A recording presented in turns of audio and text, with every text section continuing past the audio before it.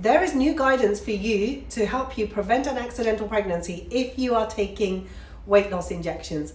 And yes, I have actually had this in my own clinic. For the first time ever, we now have actual advice from the Faculty of Sexual Reproductive Health, and let me show you all of that now.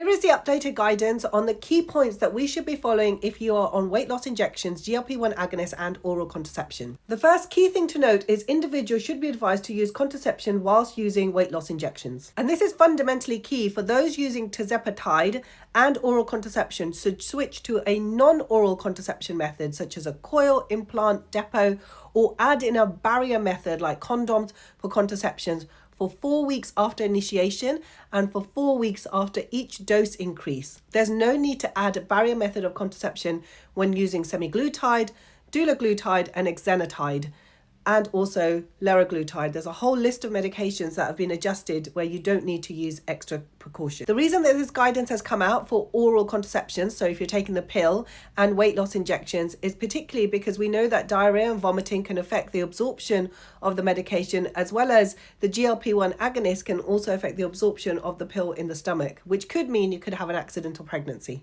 The updated guideline shows that if you are worried about an accidental pregnancy whilst taking weight loss jabs, so tirzepatide, then currently the copper coil is the most reliable form, or double dosing the levonorgestrel emergency contraception should be considered if your BMI is over 26 or you weigh over 70 kilos. Now, just a reminder, levonorgestrel has to be taken within 72 hours or 3 days of unprotected sex. Ulipristal has to be taken within 120 hours, so 5 days of unprotected sex. And we're getting more and more data about how the emergency contraceptive pills are absorbed in the gut whilst taking weight loss injections. We've also now got preconception advice because there's a lack of safety available for the use of GLP1 agonist weight loss jabs and in pregnancy, particularly if you're trying to conceive. So if you're trying for a baby, it's better to have a washout period. So it's recommended that you have a gap and discontinuation of the weight loss injections prior to a planned pregnancy. And each of those medications have a washout period of their own. So tirzepatide will take 1 month to come out your system. Semaglutide take 2 months, and exenatide can take 12 weeks.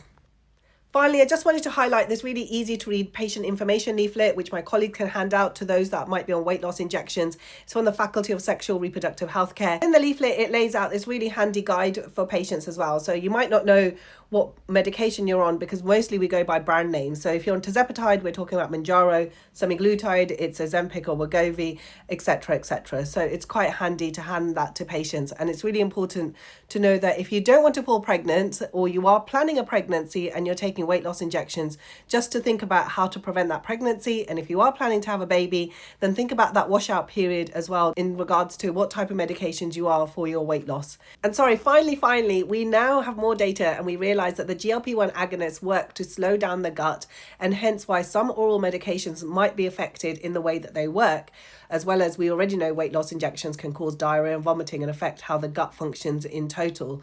Therefore, we are waiting for the guidance from the British Menopause Society about oral HRT and weight loss injections, especially utrogestan, as we encourage people taking that alongside estrogen for endometrial protection. So I will keep you posted on that as soon as we get the updated guidance around that too.